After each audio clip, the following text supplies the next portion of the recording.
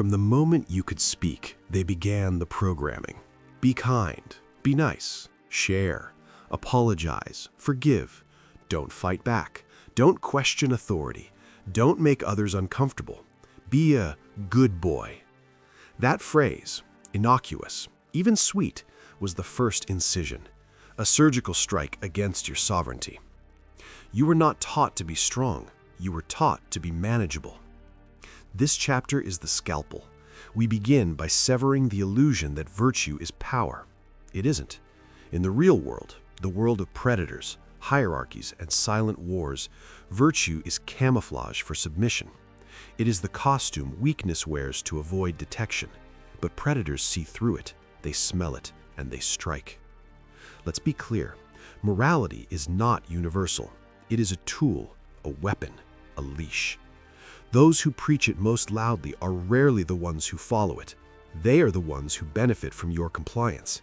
They sell you the myth of goodness so they can operate without resistance. They tell you to be soft so they can be sharp. They tell you to forgive so they can offend again.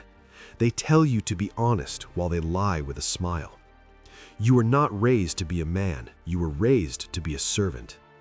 Look at the institutions that shaped you: school, religion, media. All of them reward obedience, not strength. They punish aggression, not cowardice. They elevate the agreeable, not the sovereign.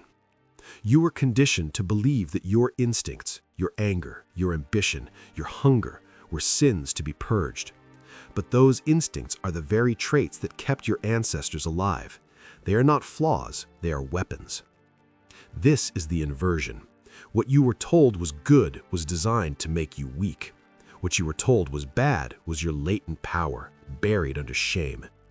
You were told to be selfless, but selflessness is a death sentence in a world that rewards self-interest.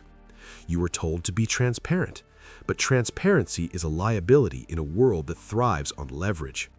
You were told to be patient, but patience is just another word for waiting while others take what you deserve. This is not a call to cruelty, it is a call to clarity. You must begin to see the world not as it should be, but as it is: a battlefield, a hierarchy, a game of masks and moves. And in this game, the man who clings to virtue as a shield will be the first to bleed. You've been lied to, and the lie has cost you time, power, and peace. Now you will unlearn. Now you will reforge. Now you will erase the weakness they called virtue. Weakness is not a mystery. It's a system, and it's running inside you. You think weakness is just a feeling, timidness, hesitation, fear. It's not. Weakness is a structure, a psychological operating system installed in you without your consent. It governs your decisions, your reactions, your posture, your tone. It's not passive, it's active. It's a parasite. This chapter is about dissection. We're going to cut into the mind and expose the mechanisms that keep you compliant. You'll see that your weakness isn't random, it's engineered. And once you see the gears, you can start ripping them out. 1. Guilt, the internal warden. Guilt is the first lock. It's the voice that whispers, "You're wrong for wanting more." It punishes you for asserting yourself, for saying no, for walking away. Guilt is the mechanism that turns your strength into self-sabotage. It's not a moral compass, it's a leash. You were taught to feel guilty for prioritizing yourself, for being ambitious, for being cold when necessary. But guilt doesn't come from your soul, it comes from your programming.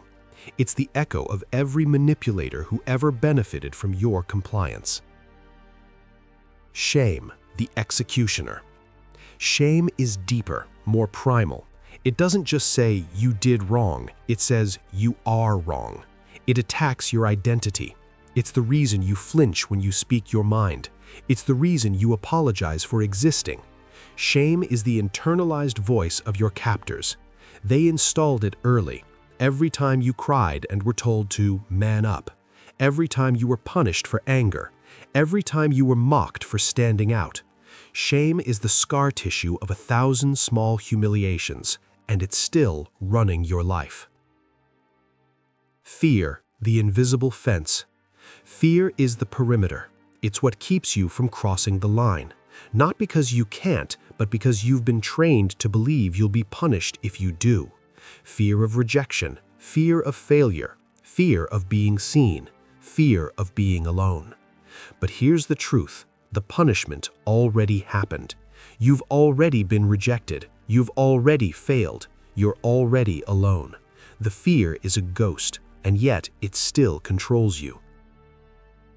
Hope, the sedative. This one's harder to see. Hope feels noble, but in the wrong hands, it's a drug. Hope keeps you waiting, hoping they'll change, hoping you'll be chosen, hoping the world will reward your goodness. It won't. Hope is how they keep you from acting. You don't need hope. You need clarity. You need strategy. You need leverage. Empathy, the Trojan horse. Empathy is a tool, but you were taught to use it indiscriminately, to feel for everyone, to absorb their pain, to prioritize their needs. That's not empathy. That's self-erasure. And predators love it because it makes you predictable, controllable, exploitable. Empathy without boundaries is a weapon used against you. Conclusion: the system must be crashed. These mechanisms, guilt, shame, fear, hope, empathy, are not flaws, they are functions, installed to keep you weak, to keep you useful, to keep you from becoming dangerous. You cannot negotiate with them, you cannot reason with them. You must identify them, isolate them, and destroy them. This is not healing. This is war. You are not unique. You are a pattern, and predators read patterns like maps. You think your behavior is personal, that your choices are yours, that your softness, your over-explaining, your need to be liked are quirks. They're not. They're symptoms. Predictable, repeatable, exploitable symptoms of a psychological blueprint installed in millions of men like you. This chapter is a mirror, not to reflect who you are, but to expose what you've become. A template, a type, a profile. And once you see the pattern, you'll understand why you keep losing. Number 1, the appeaser. He says yes when he wants to say no. He smiles when he is disrespected. He apologizes for existing. The appeaser is terrified of conflict, so he trades his spine for acceptance. He thinks if he's nice enough, they'll stop hurting him. They won't. They'll just hurt him more quietly. Predators love appeasers. They're easy to manipulate, easy to guilt, easy to discard. The appeaser doesn't lead, he follows. He doesn't choose, he waits to be chosen. And when he's finally abandoned, he blames himself for not being enough. Number 2, the oversharer. He confuses vulnerability with strategy. He spills his traumas, his fears, his insecurities, hoping it will build connection. It doesn't. It builds contempt. Because in the real world, information is leverage, and the oversharer hands out weapons to anyone who smiles at him. He thinks he's being authentic, but he's just bleeding in public. And the more he bleeds, the more the sharks circle. Number 3, the validation addict. He lives for approval. Every action, every word, every post is bait, hoping for likes, praise, attention. He's not building power, he's begging for permission. And when he doesn't get it, he collapses, spirals, questions his worth. The validation addict is easy to control. All it takes is a compliment or the threat of silence. He's a puppet, and the strings are made of insecurity. Number 4, the masked martyr. He sacrifices, constantly, his time, his energy, his boundaries. He calls it love, but it's not love, it's a transaction.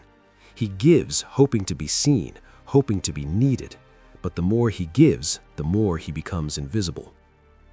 Martyrs don't rise, they rot. Conclusion: you are the product. These archetypes aren't random, they're manufactured, reinforced by media, school, relationships, and culture. You were trained to be one of them. Because submissive men are profitable, controllable, predictable. You were not a man, you were a role. And roles can be rewritten. You are not the first to be hunted. You're just the latest to forget it. History is not a story of peace. It is a record of domination. Every empire, every dynasty, every regime built not on fairness, but on force, not on virtue, but on violence, and always, always on the backs of the weak. This chapter is your wake-up call, a panoramic view of how power has always functioned, not as a reward for goodness, but as a prize for ruthlessness. You'll see that what you call morality was never part of the equation. It was a script written by the powerful to keep the powerless docile. This is not transformation. This is extermination. You don't fix weakness. You don't negotiate with it. You don't heal it. You kill it. You burn it out of your system like a virus. This chapter is the execution chamber, the part where you stop theorizing and start eliminating. You've seen the mechanisms. You've seen the patterns. Now we begin the purge. 1. Identify the triggers. Weakness doesn't appear randomly. It's summoned by specific situations, people, and thoughts. You must become a forensic analyst of your own behavior. When do you shrink? When do you hesitate? When do you lie to yourself? When you're around authority figures, do you defer? When you're challenged, do you smile and retreat? When you're disrespected, do you rationalize it? These are not accidents, they are rituals, and every ritual has a trigger. Map them, name them, because what you can name, you can kill. 2. Starve the reflexes. Weakness is a reflex, a loop. Someone disrespects you, you laugh it off. Someone crosses a boundary, you stay silent. These are not conscious choices, they're scripts, and scripts can be rewritten. The first step is starvation. You don't feed the reflex. You don't respond the way you always have. You pause, you hold, you let the discomfort burn. And in that fire, the old reflex begins to die. 3. Replace with cold precision. You don't just remove weakness, you replace it with strategy, with silence, with calibrated responses. You stop reacting, you start calculating. Instead of apologizing, you pause. Instead of explaining, you observe. Instead of pleasing, you position. This isn't about becoming cruel, it's about becoming unreadable, unpredictable, uncontrollable. 4. Build the inner court. You need a private space, mental, emotional, physical, where no one else has access. This is your inner court, your war room, your sanctuary. In it, you are not a son, a friend, a partner. You are a sovereign. Every day, you enter this space, you review your moves, you audit your behavior, you sharpen your weapons, and you remind yourself, no one is coming to save you. 5. Cut the parasites. Some people in your life are not allies, they are liabilities. They feed on your weakness, they reinforce your old patterns, they reward your submission. You don't owe them explanations, you owe yourself freedom. Cut them, quietly, strategically, without drama, without warning, just disappear. Let them feel the absence of your energy like a vacuum. 6. Ritualize the kill. This is not a one-time event, it's a daily execution. Every morning you wake up and ask, where is the weakness hiding today? And then you hunt it. In your posture, in your tone, in your thoughts, in your habits. You become the predator of your own mind. Conclusion: the man who emerges. After the purge, there is silence, a void. The old you is gone. The compliant version, the apologetic version, the one who waited, hoped, begged. What remains is not a better man. What remains is a weapon. You are not here to be accepted. You are here to be obeyed. The purge has left a void. The weak man is gone. But nature abhors a vacuum. Something must rise in his place. Not a better version of the old you, a new entity entirely. One that does not seek approval, does not explain, does not bend. This chapter is your rebirth, the construction of the sovereign. 1. The death certificate. Before you build, you must bury. The old identity, the appeaser, the addict, the martyr, must be declared dead. Not improved, not reformed, dead. You do this not with words, but with action. You stop explaining yourself. You stop justifying your shifts. You stop seeking closure. The sovereign does not owe anyone a eulogy for the man he used to be. 2. The sovereign's code. The sovereign operates by a different logic, not emotional, not reactive, strategic, cold, unapologetic. Power is the priority, not peace, not fairness, power. Control is the currency of time, of energy, of perception. Distance is leverage. The less they know, the more they fear. Silence is dominance. The sovereign speaks rarely, but with weight. Presence is pressure. He doesn't chase, he draws others into orbit. This is not a costume, it's a constitution. You don't perform it, you become it. The weaponization of ambiguity. The sovereign is unreadable. He doesn't explain his moves. He doesn't telegraph his intentions. He doesn't reveal his weaknesses because he has none left to reveal. He uses ambiguity as a weapon. Others project onto him. They guess, they assume, and in that uncertainty, he controls the frame. The elimination of need. Need is the scent of prey. The sovereign eradicates it. He doesn't need validation. He doesn't need affection. He doesn't need to be understood. This doesn't mean he's emotionless. It means he's not ruled by emotion. He feels, but he chooses what to act on. He is not a slave to impulse. He is the architect of response. The cultivation of presence. The sovereign doesn't chase attention. He commands it. Through stillness, through precision, through the absence of desperation. He walks into a room and doesn't seek to be liked. He observes, he calculates, he speaks when it matters, and when he does, people listen, not because he's loud, but because he's rare. The fortress mindset. The sovereign is not accessible. He is not emotionally available to the masses. His time is guarded, his energy is filtered, his inner world is locked behind steel doors. He doesn't vent, he doesn't overshare, he doesn't seek comfort. He builds systems, he builds power, he builds silence. Conclusion: the crown is internal. No one will hand you a crown, no one will declare you king. You must take it, not from others, but from yourself. From the part of you that still wants to be liked, that still wants to be chosen, that still wants to be saved. The sovereign doesn't want, he decides. And once you become him, there is no going back. This is the last door. Once you walk through, it locks behind you. You've dismantled the lie. You've dissected the weakness. You've burned the blueprint. You've rebuilt yourself from ash. But now comes the final cut, the irreversible decision to sever from the world that once owned you.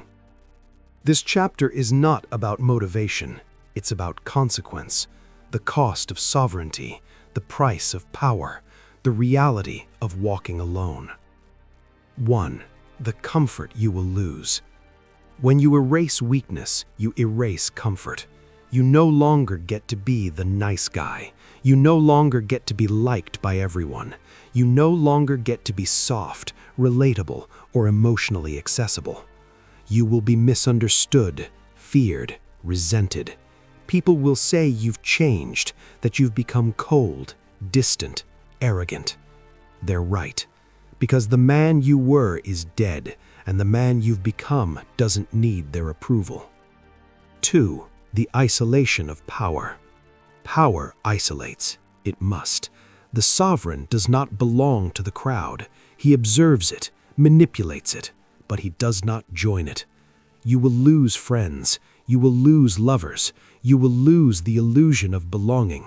But in its place, you will gain something far more valuable: clarity, silence, control.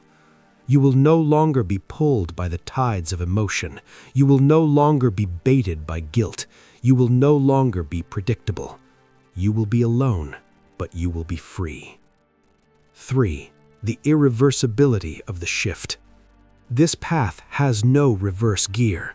Once you see the game, you cannot unsee it. Once you taste power, you cannot return to powerlessness. Once you become unreadable, you cannot become innocent again. This is not a phase, it is a metamorphosis, and those who try to straddle both worlds, half predator, half prey, are the first to be destroyed. You must choose, fully, finally. 4. The final test, silence. The last test is not action, it is inaction. Can you sit in silence while others beg for your reaction? Can you withhold your energy when they provoke you? Can you remain still while the world demands your movement? The sovereign does not flinch, he does not explain, he does not chase. He watches, he waits, he decides. 5. The elite command. If you've made it this far, you are no longer a viewer, you are a weapon. But weapons must be sharpened, maintained, deployed. Your next move is not to celebrate, it is to vanish, to disappear from the systems that once fed on you, to become a ghost in the machine, untraceable, unreadable, untouchable. You do not announce your power, you demonstrate it through absence. Conclusion: the crown or the collar. This is your final choice. The crown or submission, power or peace. You cannot have both. Choose, and once you choose, never look back.